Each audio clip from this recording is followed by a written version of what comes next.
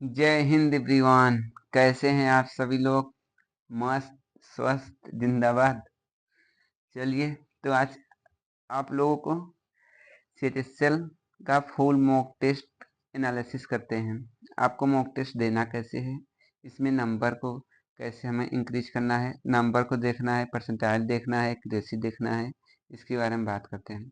सबसे पहले आपको मॉक टेस्ट को देना है। इसको देने का तरीका क्या है?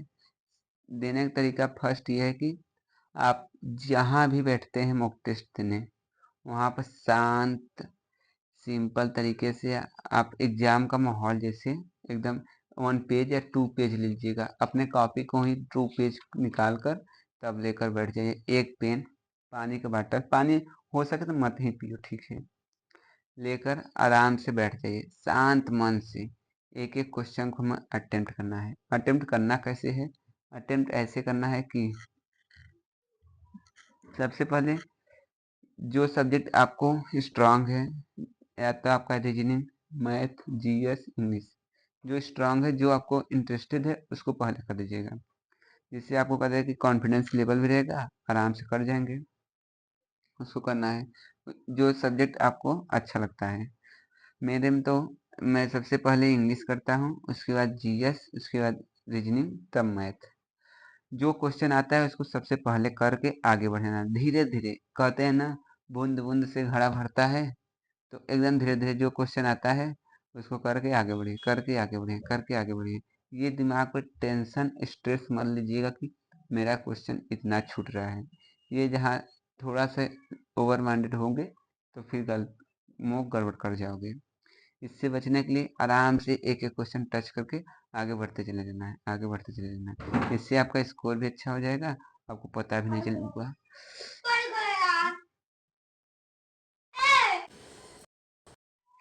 तो ओवर कॉन्फिडेंस में हमें नहीं रहना है। मॉक को आराम से शिद्दत के साथ करते नहीं, अगर थोड़ा शिद्दत रखो तो हर काम बन जाता है। तो शिद्दत के साथ हमें मॉक अटेम्प्ट करना है। अटेम्प्ट करने की स्ट्रेटेजी आप लोगों को समझ में आ ही गया है कि जो आपको अच्छा लगे सबसे पहले सब्जेक्ट उसको टच करना है। बाकी जो जल्दी समय में होता है उसको पहले राउंड में कर देना है, और जो हल्का समय आपको कॉन्फिडेंस बन रहा है कि थोड़ा टाइम लेगा, उसको मार्क एंड रिव्यू करो। जो आपका कॉन्फिडेंस लेवल से ऊपर है कि ये हमसे शायद हो जाए ना हो, इसको कर दे कि स्किप कर देना है। 3 पॉइंट मॉक में ध्यान रखना है। पहला कर देना है, दूसरा कर दे कि टाइम लगेगा मार्क एंड रिव्यू, और तीसरा स्किप कर देना है। ये हो गया। स्किप सबसे महत्वपूर्ण होता है, हमें से स्किप ही नहीं होता है। क्वेश्चन कम अटेम्प्ट होगा, क्वेश्चन कम अटेम्प्ट होगा, ये मत दिमाग में रखिए। एक बार स्किप करके तो देखो, एकदम आपका मॉक नंबर 1 पे जाएगा। ये हो गया। आगे चलते हैं। मॉक को कब दें? मॉक दिन में एक बार दें, जब आपका माइंड एकदम फ्रेश रहता है। मॉक को कब देना है, कैसे देना है, ये पता चल गया। अब आते हैं मॉक देने के बाद हमें क्या करना है। मॉक को दो, उसके बाद शांति से उठकर चले जाओ बाहर, 2-5 मिनट घूम लो। उसके बाद तब आओ, अपना देखो नंबर कितना पाएंगे। सबसे पहले माइंड में नंबर ही जाता है, नंबर कितना है, ठीक है, नंबर देख लेते हैं। नंबर देखकर मत मोटिवेट हो ज़्यादा, और मत ज़्यादा डिमोटिवेट हो। सीधा परसेंटाइल पे अपना फोकस करो, हमारा परसेंटाइल कितना है। अगर आपका परसेंटाइल 80 से प्लस में है तो आप चिल्ल मारो कि हम सही ट्रैक पे चल रहे हैं। 80, 90, 95 जो भी है आपका परसेंटाइल, वो आपके लिए अच्छा ही कहते सिग्नल देगा। 80 परसेंटाइल है, इसका मतलब क्या है कि आप आपके आगे 20% कंपटीशन है। 90 परसेंटाइल है, इसका मतलब क्या है, आपके आगे 10% कंपटीशन में है बच्चे। तो ये समझ में आ गया परसेंटाइल। एक्यूरेसी सबसे महत्वपूर्ण एक्यूरेसी होता है। जब मान लीजिए कि आप एक्यूरेसी सबसे बहुत बड़ा महत्वपूर्ण रोल करता है। यदि आप 95% 95 क्वेश्चन अटेम्प्ट कर दिए और आके आप बहुत बड़ा तोप समझ रहे हैं, हमने कहते कि एग्जाम में इतना क्वेश्चन किए, इतना क्वेश्चन किए, अब आपका एक्यूरेसी कितना है, 70% है, 62% है, तो आराम से अब आ जाएंगे, बहुत कम नंबर आ जाएगा। तो क्या हो जाएगा, आप ओवर कॉन्फिडेंस थे और एक्यूरेसी भी गड़बड़ है, तो चौपट हो जाएगा कि नहीं होगा। सबसे महत्वपूर्ण है 70 क्वेश्चन करो, एक्यूरेसी करो। तो आपका अगर 70 क्वेश्चन मान लीजिएगा 90% से एक्यूरेसी कर रहे हैं तो कितना आ जाएगा, 9×7 = 63। मतलब आपका कहता है कि अच्छा स्कोर जाएगा 90% एक्यूरेसी के साथ। जैसे एक्यूरेसी कैसे बनता है, 10 क्वेश्चन में से अगर आपने 9 क्वेश्चन सही कर दिया, एक गलती किया, तो 90% एक्यूरेसी यहाँ पर दिखाई दे रहा है। ऐसे ही ज़्यादा एक्यूरेसी अच्छा रहेगा तो आपका क्वेश्चन कम गलत होगा, क्वेश्चन कम गलत होगा, नंबर अपने आप जाएगा। ये समझ में आ गया एक्यूरेसी। उसके बाद अटेम्प्ट कितना करें। अटेम्प्ट ये मत अपने आप को बांध लो कि हमको इस मॉक में 80 क्वेश्चन अटेम्प्ट करना है, 90 क्वेश्चन अटेम्प्ट करना है, चाहे कुछ भी हो जाए 90 क्वेश्चन अटेम्प्ट करना है। ये सबसे बड़ी आपकी फालनेस है, मतलब आपकी गिरावट का एक स्टेज है। इसलिए अपने आप को ओवर एस्टिमेट मत करो। जो क्वेश्चन आपको वहाँ हैंडल हो जा रहा है, जो आप स्किप कर पा रहे हैं, जो आप कर पा रहे हैं, बस उसी को कोशिश करो कि अच्छे से कर जाएं। वो क्वेश्चन के लेवल के हिसाब से आपका अटेम्प्टिंग पावर अपने आप चले जाता है, अटेम्प्टिंग स्ट्रेटेजी अपने आप चले जाता है। उसमें आपका कोई रोल नहीं होता कि हमको इतना क्वेश्चन अटेम्प्ट करना है। ठीक है, अटेम्प्ट पता चल गया हमें। अब क्या करना है हमें, एनालिसिस। मॉक को एनालिसिस करें कैसे।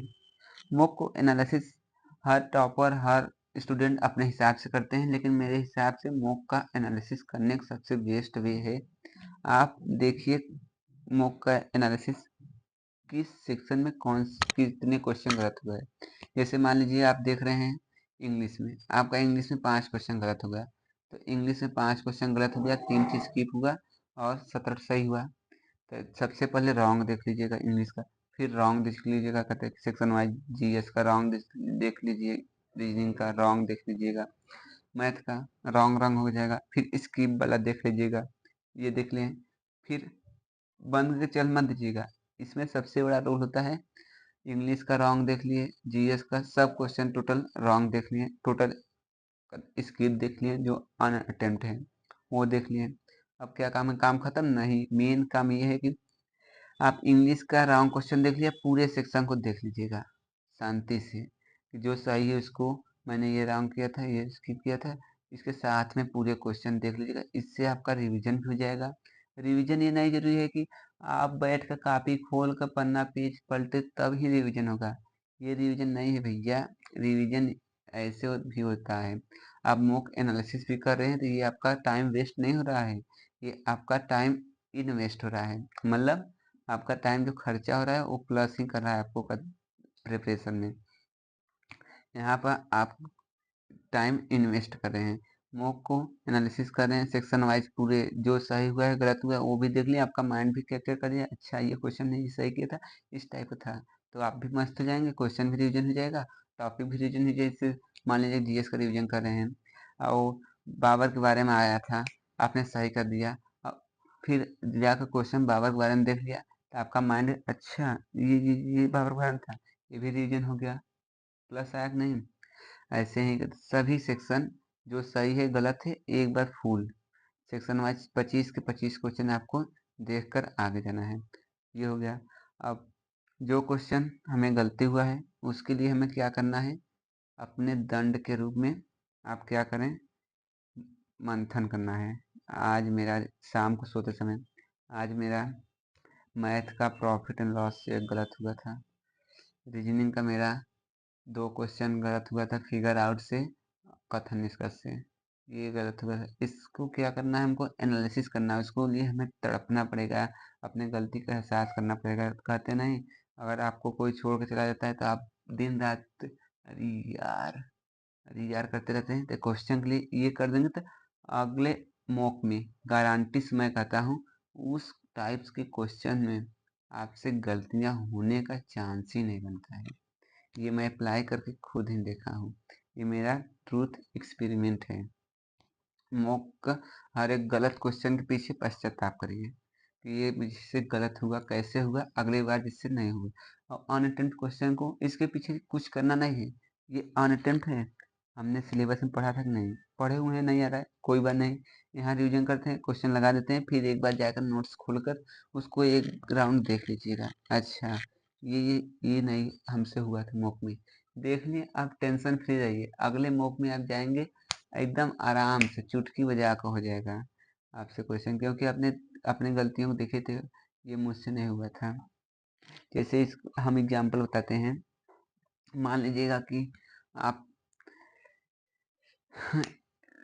एथलीट हैं, रनिंग कर रहे हैं, तो क्या करेंगे, आप एक बार रनिंग दौड़ने गए, क्वालिफाई नहीं हुए थे, तो क्या करेंगे आप, फिर से मेहनत करेंगे करेंगे और देखेंगे हमने कहाँ पर दम तोड़ा था, कहाँ पर हमें स्पीड बढ़ाना था। ये गलतियाँ कब एहसास होगा, जब हम उस पर ध्यान देंगे, तब हमें गलतियाँ एहसास हो जाएगा कि हमने यहाँ पहले ही एनर्जी लगाकर रनिंग करना था, तो हमने ढिलंगाई कर दिए थे, इसलिए हमने आगे नहीं खींच पाए, इसलिए हमने रनिंग क्वालिफाई नहीं कर पाए थे। यहाँ गलतियाँ पता चल गया। ऐसे ही मॉक में कहाँ गलतियाँ, उस गलतियों को बस पर एक बार जान जाओ बस, और जान कर उसको सुधारने की कोशिश करो। ये एक मॉक में नहीं होगा, लेकिन 10 मॉक में गारंटी से कहता हूँ आप सही ट्रैक पे आ जाएंगे। अपने आप नंबर अगर तुम्हारा 120 आ रहा है, तो 140 से 45 तुरंत ये लक्ष्मण रेखा पार कर जाएंगे, मेरी गारंटी है। आई होप सो आप सभी लोग को मेरी एडवाइस बहुत हेल्पफुल होगा। आप एक बार अपने मॉक टेस्ट में इम्प्लीमेंट करके ज़रूर देखिएगा। धन्यवाद एवरीवन, थैंक्स अ लॉट।